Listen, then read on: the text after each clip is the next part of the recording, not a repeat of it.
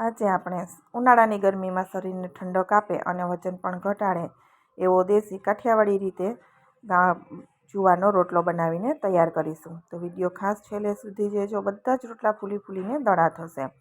અને મારી ચેનલને સબસ્ક્રાઈબ જરૂરથી કરી દેજો. અને જો મારા ફેસબુક પેજ ઉપરથી જોઈ રહ્યા હોય તો ફેસબુક પેજને ફોલો કરી દેજો. તો તમે પણ આ રીતે બનાવશો તો તમારા રોટલા પણ એકદમ બધા ફૂલીને દડા થશે. જે કાઠિયાવાડી જૂની રીત છે એ રીતે જ આપણે બનાવીશું. તો પહેલાં કોઈ પણ મોટું વાસણ લઈ લઈશું. અમારે કાઠિયાવાડમાં આને કાથરોટ કહીએ છીએ. તો એમાં આપણે થોડું મીઠું અને પાણી નાખી અને આપણે જુવારનો લોટ નાખી દેવાનો છે.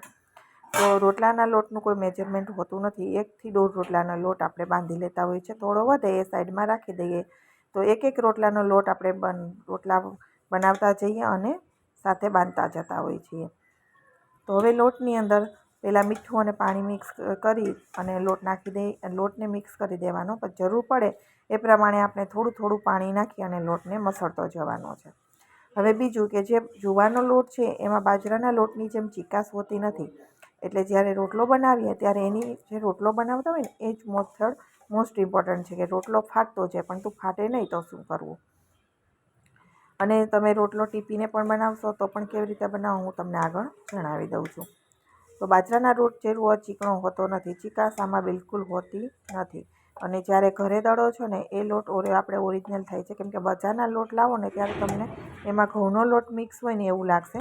કેમ કે જ્યારે રોટલો બનશે ચડશે ને તો એકદમ જે જુવારના લોટનો રોટલો તમે ઘરે દળીને કરો ને એના કરતાં ઘણો ફેર રહે છે.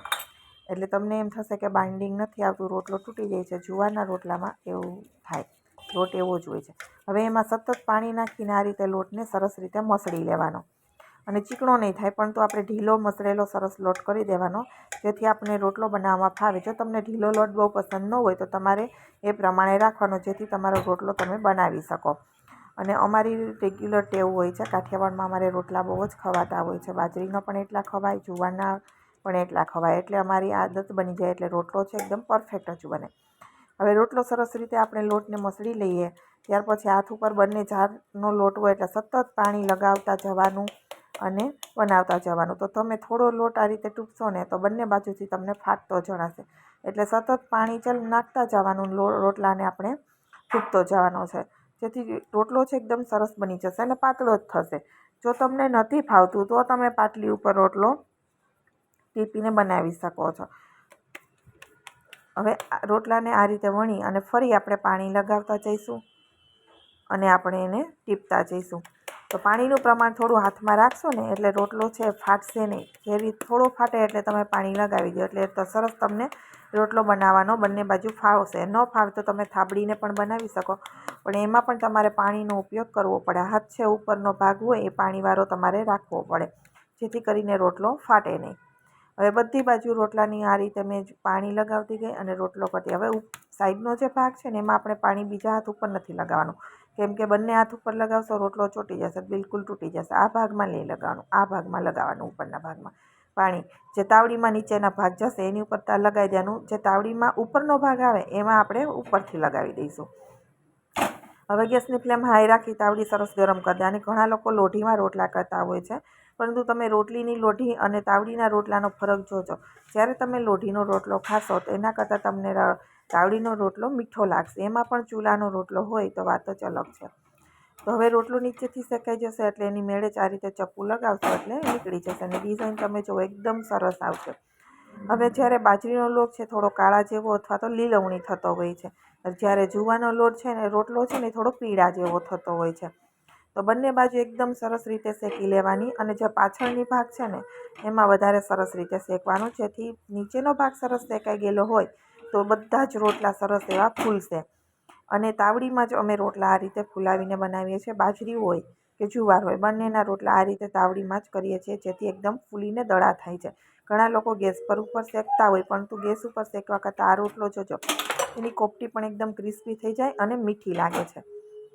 તો તમે રોટલો જોઈ શકો છો એકદમ સરસ એવો આપણો ફૂલી ગયો છે અને બધી બાજુ સરસ એવો શેકાઈને તૈયાર થઈ ગયો છે.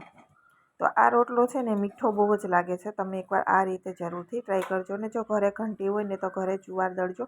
બજારના લોટમાં રોટલીનો લોટ મિક્સ હોય એવો લાગે ને રોટલો એટલો ક્રિસ્પી રહેતો નથી.